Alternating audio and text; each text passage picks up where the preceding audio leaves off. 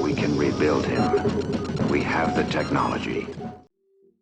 In December of 2021, Jason Schreier posted an article to Bloomberg about how Sony was working on a new subscription service that could potentially rival Microsoft and Xbox's widely successful Game Pass. The proposed offering, codenamed Spartacus, would merge the already existing PlayStation Plus online subscription and PlayStation Now streaming service into one subscription and was targeted to launch in spring of 2022. Well, after a whole host of rumors, fake leaks, and general complaints from the gaming community that you might expect to see, on Tuesday, March 29th, PlayStation.blog officially unveiled their plans to add 2 new tiers on top of the already existing structure. On the surface, this seems like a smart business move for Sony. Xbox is bringing gamers into their ecosystem with Game Pass, and while most are quick to point to Game Pass for comparison, this is honestly just a whole other service with a few casual similarities to both what preceded it and to its arguable main competition. And as you can probably guess by the title of this video, I have a few thoughts related to this change. But to understand what I like and don't like about this impending update, it's probably good if we briefly go over each of the tiers really quickly and see what each one is going to offer. This new service offers 3 distinct tiers. The first tier is PlayStation Plus Essential, which is basically the same service we already have, just with a flashy new adjective. You still need it to play games online, you still get a selection of free games each month, and thankfully the price won't change on this level of the service. So if you're someone who doesn't care about the next 2 tiers, you don't really have to change anything. Pricing will remain at $9.99 per month or $59.99 for a year.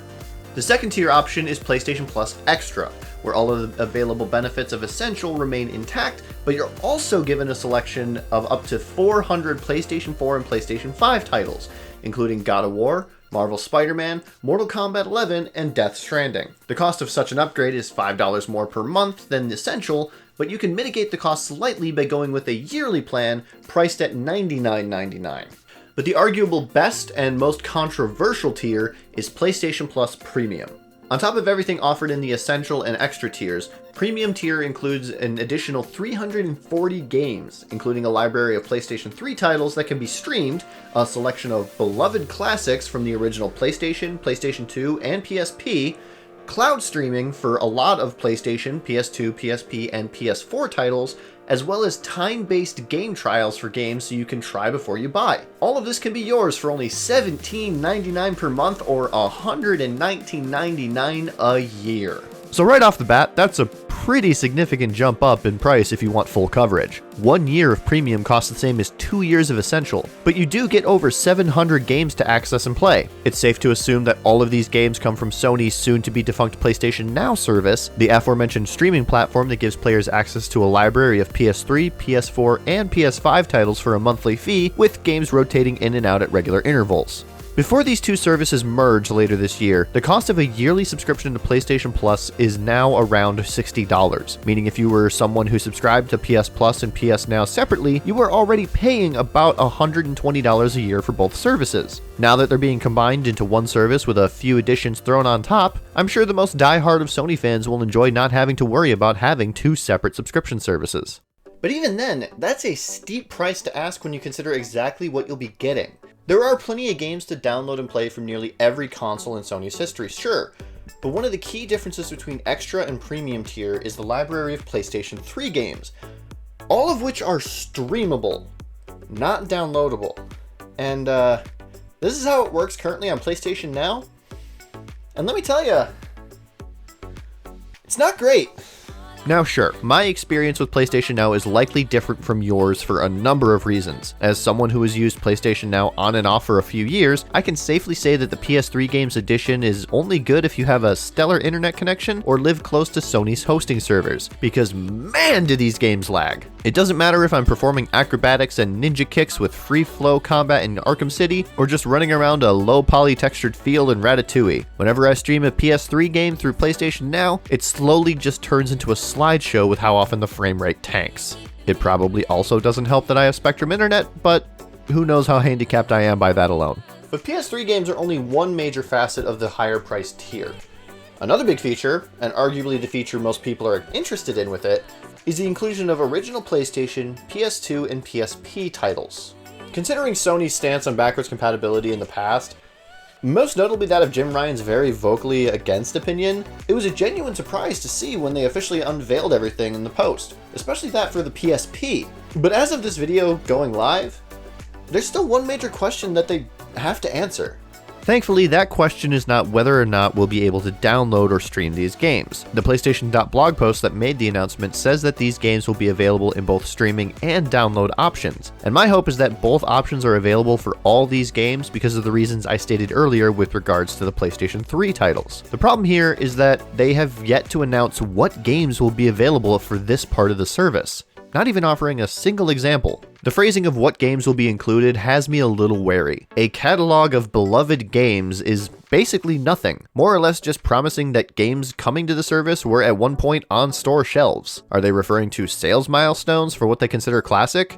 Is it based on popular demand or just a selection of games that Sony managed to get the rights to? Are they only going to offer titles that managed to earn the moniker of greatest hits, which itself was just based on how much the game sold initially? I ask these questions because the PlayStation Classic was advertised with a similar verbiage of beloved classic games, and the selection of games available for it was, in my opinion, a mixed bag of quality and appeal. That's not to say the PlayStation Classic didn't have some great games in it, but I plan on making a video about the Classic at some point, so I'll just bite my tongue here and move on. Me personally, I have a few games in mind that I would love to see come to the service. Hopefully with full trophy support because I can't get too far off brand here. But offering these games, it feels like the bare minimum that Sony could do here, right? Without even getting into comparisons with Game Pass and how Xbox has basically been advocating hard for backwards compatibility for a few years now, having a small selection of PlayStation 1, PlayStation 2, and PSP titles feels more like the approach Nintendo takes with Switch Online. And the only thing we can hope with that is that they aren't as hastily placed onto the system and actually work.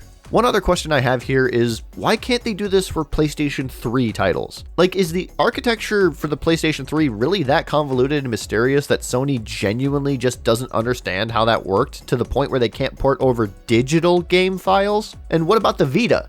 I was genuinely surprised that the PSP got some love with this announcement, but Sony really just wants to bury the Vita like Activision Blizzard wants to bury any harassment suits, don't they? I don't know. Until I see a selection of games, I really won't pass judgment on this aspect of the service. I don't personally expect much given the selection we got on something like the PlayStation Classic, so I won't hold my breath here either. But there's one aspect of the service that has been getting a lot of people talking, and it's probably the aspect I actually have the least to say about. You see, Xbox Game Pass has a lot of great features that Sony could copy and basically make $1 billion off of. Wider and more accessible backwards compatibility, being able to download every game that you play, a decent price point that doesn't break the bank. All of these things could help make this one of the best deals in gaming. But the one thing people seem to be focusing on is this. With Xbox Game Pass, you can play brand new Microsoft Studios titles and a selection of other titles the day they come out. That's not happening with PlayStation Plus. And I honestly don't care. I don't really feel like I have to play most brand new games the day they come out. And in some cases, when I do get a game brand new on release date, it might still take me a little while to even open it up. But I understand why this is a sticking point for some people, and I will say Sony's reasoning for why they aren't going to include this feature is just baffling to me. To quote from GameIndustry.biz, Jim Ryan said, "In terms of putting our games into this service, or any of our services upon their release, as you well know, this is not a road that we've gone down in the past, and it's not a road that we're going to go down with this new service. We feel if we were to do that with the games that we make at PlayStation Studios, that virtuous cycle would be broken. The level of investment that we need to make in our studios will not be possible, and we think the knockoff effect on the quality of the games that we make would not be something that gamers want."